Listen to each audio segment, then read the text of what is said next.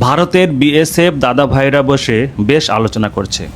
প্রিয় বন্ধুরা, আজকের এই ভিডিওতে আপনাদের দেখাবো এক টুকরো ভারত। ট্রেনের জানালা দিয়ে প্রায় 4 থেকে 5 কিলোমিটার পথ জুড়ে দেখা যাবে ভারতের সীমান্ত ঘেঁষা বাড়িঘর, সীমান্ত পিলার, বিএসএফের ফাঁড়ি, বিএসএফের টহল, ভারতীয় পতাকা আর ভারতের মাটি। কিভাবে ট্রেনে করে এই পথ দিয়ে আসবেন সেটাও জানাবো। আমি যাচ্ছি রাজশাহী আইব্যাক সেন্টারে, সেখানে আমার পাসপোর্ট জমা দেওয়া আছে। আজকে যাচ্ছি ভিসা ডেলিভারি নেওয়ার জন্য, সেটাও থাকছে ভিডিওর শেষে। অবশেষে আমি ভারতের ট্যুরিস্ট ভিসা পাইলাম বন্ধুরা, মনে হচ্ছে সোনার হরিণ। চলুন শুরু করি। আমি রওনা করেছি ভোর 5:30টায়। ভোরবেলার রাস্তা দেখলে বেশ মায়া লাগে, কি না ব্যস্ত থাকে দিনের বেলা। আমি যাব বরেন্দ্র এক্সপ্রেস করে রাজশাহীতে এবং আমি উঠব সৈয়দপুর রেল স্টেশনে। আমার যাত্রার সময় হচ্ছে সকাল 6টা 8 মিনিটে এবং রাইট টাইমে কিন্তু এখান থেকে ট্রেনটি ছাড়ে এবং রাজশাহীর মাঝামাঝি অবস্থায় হিলিতে গিয়ে সেই কাঙ্ক্ষিত 4 থেকে 5 কিলোমিটারের সেই এক টুকরো ভারত জানালা দিয়ে দেখতে পারবো।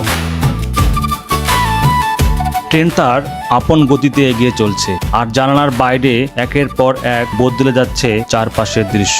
কোথাও বিস্তীর্ণ সবুজ ধান ক্ষেত, কোথাও ছোট ছোট বাড়িঘর, আবার কোথাও চোখে পড়ছে বিভিন্ন ধরনের অবকাঠামো। দূরে তাকালে মনে হচ্ছে সবুজের মাঝে ছড়িয়ে ছিটে আছে ছোট ছোট জনপদ। ট্রেনে ভ্রমণের সবচেয়ে সুন্দর বিষয় হলো এক জায়গায় বসে থেকেও চোখের সামনে বারবার বদলে যেতে দেখা যায় পুরো একটা অঞ্চল। কখনো প্রকৃতি, কখনো মানুষের তৈরি স্থাপনা, আবার কখনো একেবারে গ্রামের শান্ত পরিবেশ। আর এই পথটুকু পাড়ি দিতে দিতে জানালার বাইরে এমনই নানান দৃশ্য দেখতে দেখতে এগিয়ে যাচ্ছে আমি। এর মাঝে আমি একটু ঘুমিয়ে পড়েছিলাম। ঘুম থেকে উঠে দেখি সেই কাঙ্ক্ষিত ভারতীয় বর্ডার ট্রেনের জানালা থেকে খুবই কাছে দেখা যায়। প্রিয় বন্ধুরা, দেখতে পারতেছেন, আমি একটু আপনাদের জুম করে দেখাই। এই যে ভারতের বর্ডার, কাটার তারার বেড়া এবং মাঝখানে সবুজ ধান ক্ষেত। একটা সময় এই দুই পাশের মানুষগুলো একই বাংলার অংশ ছিল। ওপারে বাংলা, এপারেও বাংলা, ভাষা এক, মাটি এক, সংস্কৃতিও ছিল একই। কিন্তু 1947 সালের দেশভাগ বদলে দেয় একই ভূখণ্ডের সীমানা। একই বাংলার বুকের উপর টেনে দেওয়া হয় একটি আন্তর্জাতিক সীমারেখা। সেই সীমারেখায় প্রিয় বন্ধুরা দেখতে পারতেছেন, দেখেন, এটাই সেই আন্তর্জাতিক সীমারেখা বাংলাদেশ এবং ভারতের মধ্যে।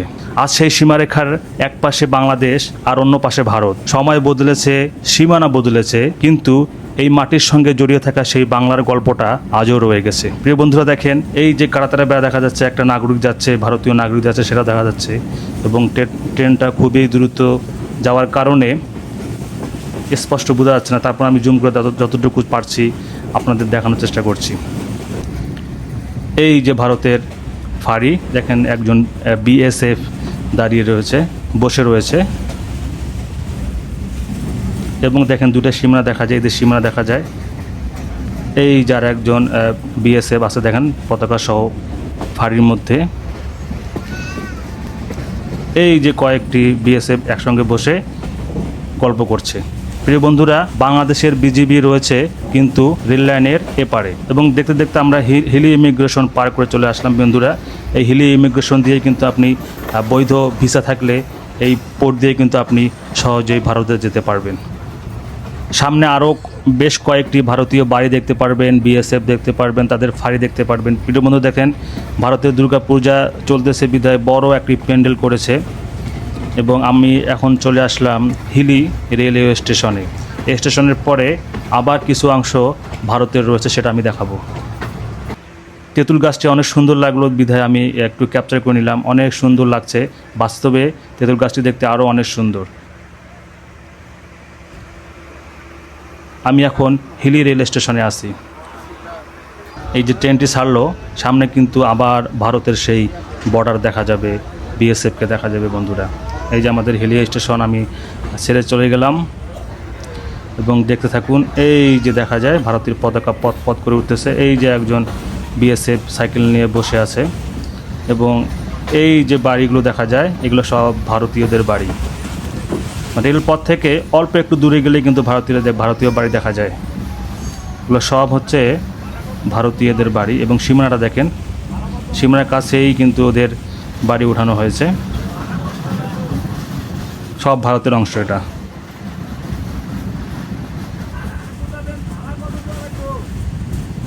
এগুলো সব ভারতীয় বাড়ি।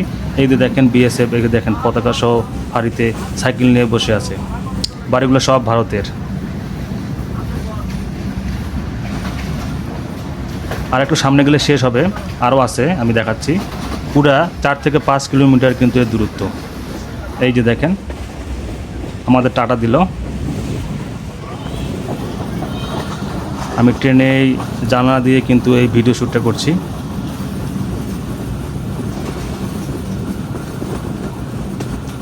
সামনে আরও আছে, এই যে আর একজন বিএসএফ আছে।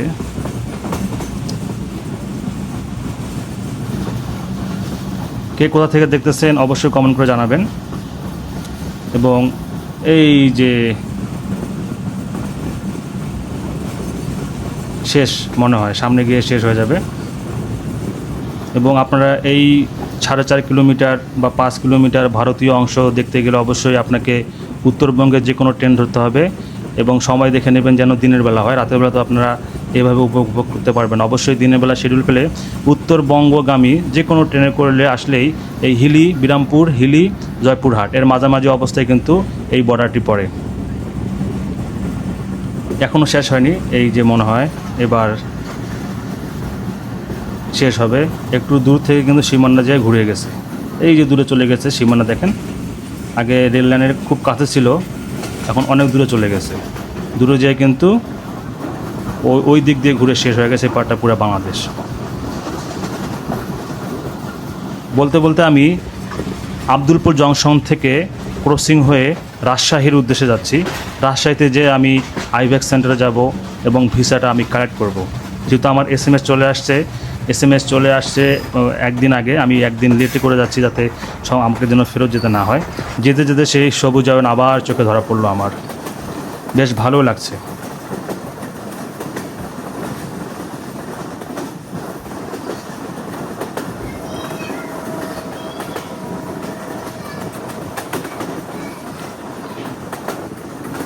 চলে আসলাম রাজশাহী রেল স্টেশনে। দীর্ঘ যাত্রার সমাপ্তি একটু পরে শেষ হবে আমার।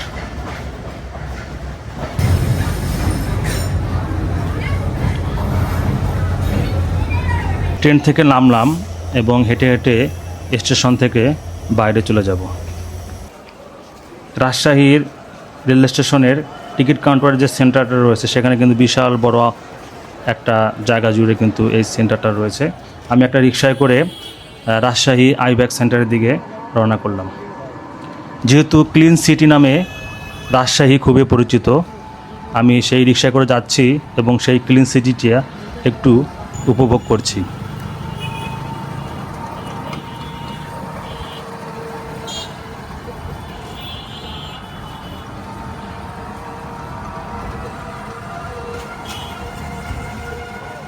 আইব্যাক সেন্টারে এসে দেখি দীর্ঘ লাইন।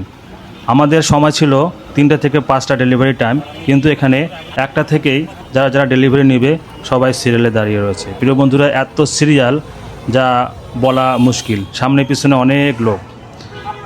আমিও দাঁড়িয়ে পড়লাম এবং কিছুক্ষণের মধ্যে হয়তো আমরা ভিতরে ঢুকে সেই কাঙ্ক্ষিত ভিসাসহ সেই পাসপোর্টটি পাবো হাতে। অবশেষে আমি ভারতের ট্যুরিস্ট ভিসা পাইলাম বন্ধুরা। মনে হচ্ছে সোনার হরিণ। সোলট নিতে সময় লাগছে প্রায় 15 থেকে 20 দিন সোলট নিতে। আর জমা দিয়েছিলাম আমি 13 তারিখে, 23 তারিখে আমাকে SMS করছে, মানে 10 দিনের মধ্যে আমার ভিসা কমপ্লিট হয়ে গেছে। 6 মাসের ভিসা পেয়েছি ডাবল এন্ট্রিতে। আমি রাজশাহী আইব্যাক সেন্টারের অ্যাপ্লিকেশন করেছিলাম।